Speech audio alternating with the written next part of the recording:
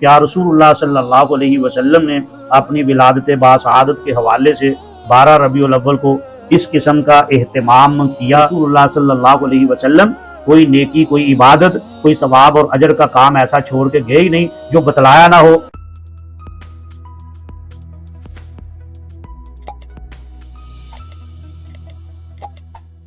السلام علیکم ورحمۃ اللہ وبرکاتہ۔ بسم اللہ الرحمن الرحیم۔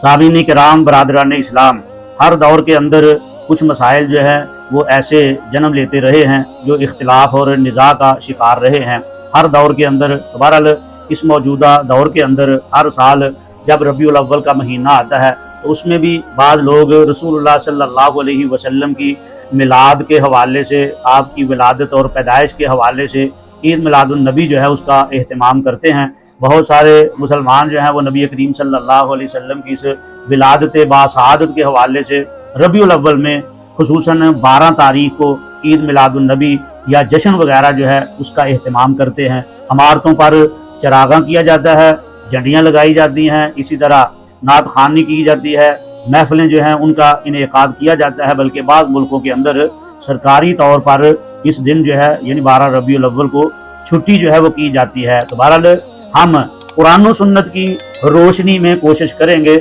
کہ کیا قرآن و سنت کے اندر اس کی کوئی دلیل موجود ہے، یا اللہ تعالیٰ نے قرآن مجید میں نبی پاک صلی اللہ علیہ وسلم کی ولادت باسعادت کے حوالے سے کسی قسم کا جشن، پروگرام یا عید کے طور پر منانے کا کوئی ذکر فرمایا ہے، کوئی رہنمائی فرمائی ہے؟ یا رسول اللہ صلی اللہ علیہ وسلم نے اپنی زندگی کے اندر، حالانکہ 13 سالہ آپ کی نبوی زندگی جو مکی ہے اس میں خصوصاً، اور اسی طرح 10 سالہ جو مدنی آپ کی نبوی زندگی ہے، کل ملا کر 23 سال جو ہے آپ کے نبوت والے بنتے ہیں، تو یہ دن جو ہے آپ صلی اللہ علیہ وسلم کی زندگی میں کم و بیش 22-23 مرتبہ جو ہے وہ ربیع الاول کا مہینہ آیا۔ تو یا رسول اللہ صلی اللہ علیہ وسلم نے اپنی ولادت باسعادت کے حوالے سے 12 ربیع الاول کو اس قسم کا اہتمام کیا جس طرح آج کیا جاتا ہے، یا اس طرح کوئی جشن وغیرہ جو ہے وہ منایا جس طرح آج کل منایا جاتا ہے؟ یا آپ صلی اللہ علیہ وسلم کے بعد صحابہ کرام رضوان اللہ علیہم اجمعین اور خصوصاً خلفائے راشدین میں سے کسی نے اپنے دور خلافت کے اندر میلاد کے حوالے سے کسی قسم کا کوئی جشن منایا یا یوم ولادت کو عید کا دن قرار دیا؟ کیا قرون اولیٰ کے اندر اس عید کا کوئی تصور تھا؟ کسی نے منایا یا منانے کا حکم دیا؟ تو ان سارے سوالوں کے اگر جوابات جو ہیں وہ ہم ڈھونڈنا چاہیں تو یقیناً قرآن و حدیث کے اندر جشن یا عید میلاد کا کوئی ثبوت اور دلیل موجود نہیں ہے۔ نمبر 2، نبی کریم صلی اللہ علیہ وسلم نے اپنا میلاد منایا اور نہ ہی اس کی ترغیب دلائی، نہ خود منایا نہ کسی کو اس کی ترغیب دی۔ نمبر 3، پھر خلفائے راشدین میں سے کسی نے اپنے دور خلافت میں نبی کریم صلی اللہ علیہ وسلم کی ولادت باسعادت کے حوالے سے کوئی سرکاری طور پر یا غیر سرکاری طور پر آپ کی ولادت باسعادت کے حوالے سے کوئی جشن یا اسی طرح کوئی عید وغیرہ کا کوئی فنکشن جو ہے وہ کیا؟ یقیناً نہیں کیا۔ حالانکہ اس میں کوئی شک نہیں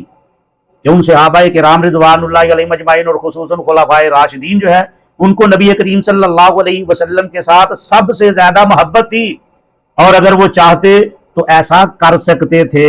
کیونکہ حکومت جو ہے ان کے ہاتھوں میں تھی۔ عمر فاروق رضی اللہ تعالیٰ عنہ جیسے جلیل القدر اور جلال والے، پاور والے، قوت والے، اور حکومت پاس ہے، امیر المومنین ہے، اگر کرنا چاہے تو ان کو کوئی رکاوٹ تھی، لیکن کیا نہیں۔ اسی طرح آپ سے پہلے ابو بکر صدیق رضی اللہ تعالیٰ عنہ، عثمان غنی کا دور گزرا، علی المرتضیٰ رضوان اللہ علیہم اجمعین، اور اسی طرح پھر قرون اولیٰ کے اندر یعنی صحابہ کرام ہیں،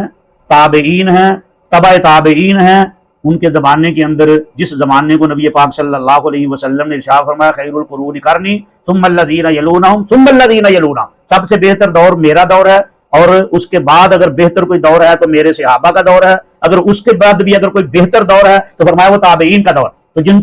جن قرون اولیٰ کو نبی پاک صلی اللہ علیہ وسلم نے بہترین دور، ادوار میں سے بہترین دور کہا،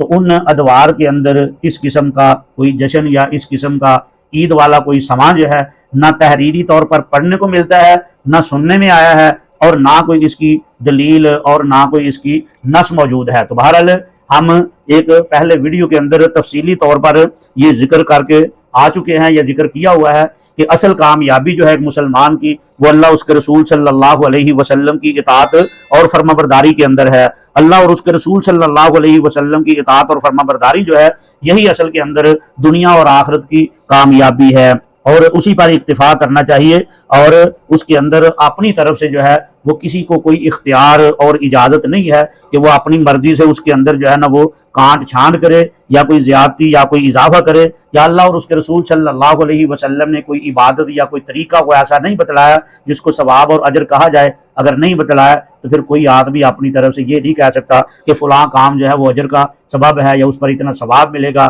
اگر کرے گا کوئی تو سمجھا جائے گا رسول اللہ صلی اللہ علیہ وسلم سے محبت کرنے والا ہے، اگر نہیں کرے گا تو سمجھا جائے گا وہ رسول اللہ صلی اللہ علیہ وسلم کا محب نہیں ہے۔ نہ نبی پاک صلی اللہ علیہ وسلم نے صحیحین کے اندر روایتیں موجود ہیں، من احدث فی امرنا ھذا ما لیس منہ فہو رد، فرمایا جو دین کے اندر ایسا کام ایجاد کرے جو پہلے موجود نہیں ہے، اللہ اور اس کے رسول کا اس پر امر اور حکم نہیں ہے، اپنی طرف سے ایجاد کرے گا تو وہ اللہ تعالیٰ کے ہاں مردود ہے۔ فرمایا من عمل عملا لیس علیہ امرنا فہو رد، کوئی ایسا کام کرے جس پر اللہ اور اس کے رسول کا کوئی حکم اور ارشاد نہیں ہے، اپنی طرف سے انسان ایجاد کر کے کہے کہ یہ نیکی ہے تو اللہ تعالیٰ کے ہاں وہ مردود ہے۔ تو اس لیے میرے بھائیوں اور دوستو، نیکی وہ ہے، ثواب اور اجر کا کام وہ ہوگا جو اللہ اور اس کے رسول صلی اللہ علیہ وسلم نے بتلایا ہوگا اور صحابہ کرام رضوان اللہ علیہم اجمعین کے طرز عمل میں وہ آیا ہوگا۔ تو ہم ذرا تاریخ پر سرسری نظر دوڑاتے ہیں کہ رسول اللہ صلی اللہ علیہ وسلم کی نبوی جو زندگی ہے 23 سالہ، 13 سالہ مکی زندگی اور 10 سالہ مدنی زندگی، 23 سالہ جو نبوی زندگی ہے اس کے اندر اگر 23 مرتبہ یہ دن جو ہے ربیع الاول اور 12 ربیع الاول کا آیا تو کیا رسول اللہ صلی اللہ علیہ وسلم نے منایا اس کو جشن کے طور پر؟ نہ منایا، نہ منانے کا آرڈر اور حکم دیا، بلکہ آپ صلی اللہ علیہ وسلم کے بعد خلیفہ اول حضرت ابو بکر صدیق رضی اللہ تعالی عنہ کے دور کے اندر 2 بار یہ دن جو ہے وہ آیا۔ آپ صلی اللہ علیہ وسلم نے نہ خود منایا، اپنے ابو بکر صدیق رضی اللہ تعالیٰ عنہ نے نہ منایا اور نہ ہی منانے کا آرڈر اور حکم دیا۔ اور اسی طرح حضرت عمر فاروق رضی اللہ تعالیٰ عنہ کے دور خلافت میں یہ 10 مرتبہ دن آیا، عمر فاروق رضی اللہ تعالیٰ عنہ نے نہ منایا اور نہ منانے کا آرڈر اور حکم دیا۔ اس کے بعد حضرت عثمان غنی رضی اللہ تعالیٰ عنہ کے دور میں یہ دن جو ہے 12 مرتبہ آیا آپ کے دور خلافت میں، حضرت عثمان غنی رضی اللہ تعالیٰ عنہ نے نہ منایا اور نہ منانے کا آرڈر اور حکم دیا۔ اس کے بعد حضرت علی کرم اللہ وجہہ ان کے دور خلافت کے اندر یہ دن جو ہے 5 مرتبہ آیا، حضرت علی نے نہ منایا اور نہ منانے کا آرڈر اور حکم دیا۔ اور حضرت علی رضی اللہ تعالیٰ عنہ کے بعد حضرت حسن رضی اللہ تعالیٰ عنہ کے دور میں یہ ایک دن جو ہے ایک بار دن آیا، نہ انہوں نے منایا نہ منانے کا آرڈر اور حکم دیا۔ سیدنا امیر معاویہ رضی اللہ تعالیٰ عنہ کے دور خلافت میں 19 بار یہ دن آیا 12 ربیع الاول کا، لیکن انہوں نے نہ اس کو منایا نہ منانے کا آرڈر اور جب یہ سارے خلفائے راشدین نبی پاک صلی اللہ علیہ وسلم اور صحابہ کرام ائمہ اعظام اور اسی طرح بزرگان دین جو ہے ان میں سے کسی سے بھی اس طریقے سے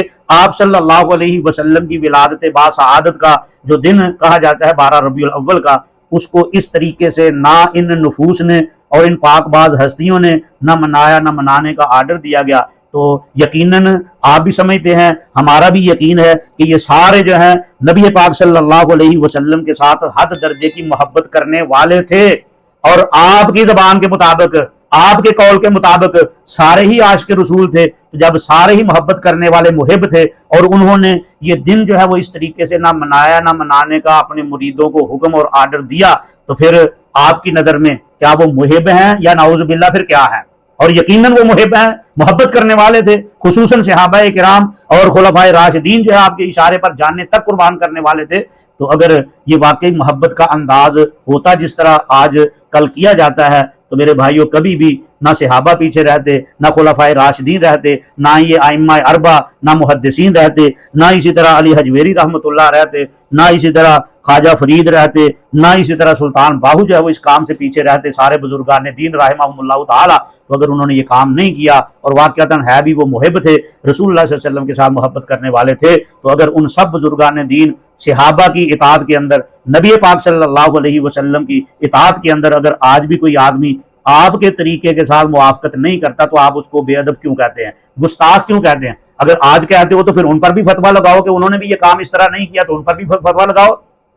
تو مطلب یہ ہے، معلوم یہ ہوا کہ قرآن و سنت کی روشنی کے اندر محبت کا یہ انداز جو ہے یہ رسول اللہ صلی اللہ علیہ وسلم کا، صحابہ کا، خلفائے راشدین کا، ائمہ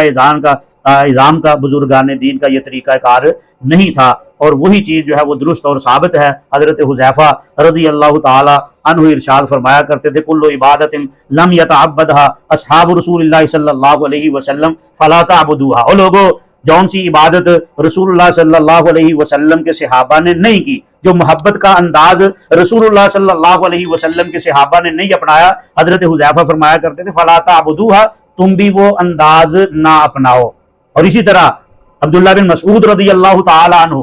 فرمایا کرتے تھے اتبعوا ولا تبتدعوا فقد کفیتم علیکم بالامر العتیق. ہو لوگو، اتباع کرو، پیروی کرو، نئے نئے کام دین کے اندر ایجاد نہ کرو، تمہارے لیے وہی کام کافی ہیں جو اللہ کے رسول صلی اللہ علیہ وسلم دے کے گئے ہیں اور اس پر صحابہ نے عمل کمایا ہے. علیکم بالامر العتیق، وہی جو دین چھوڑ کے گئے ہیں نبی کریم صلی اللہ علیہ وسلم اور صحابہ نے عمل کمایا، فرمایا بس اسی پر اکتفا کرو. اور اسی طرح امام مالک رحمۃ اللہ علیہ، انہوں نے تو بہت سخت الفاظ فرمائی اس حوالے سے. فرمایا کہ جو آدمی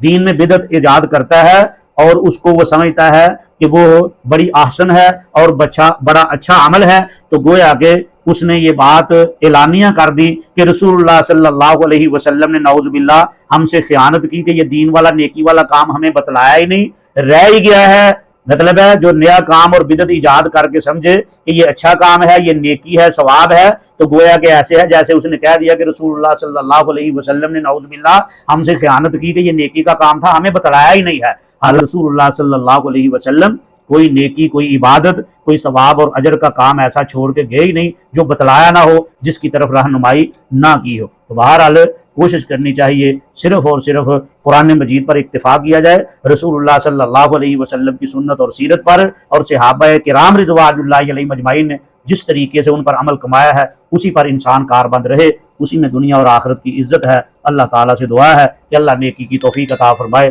وآخر دعوانا ان الحمد للہ رب العالمین.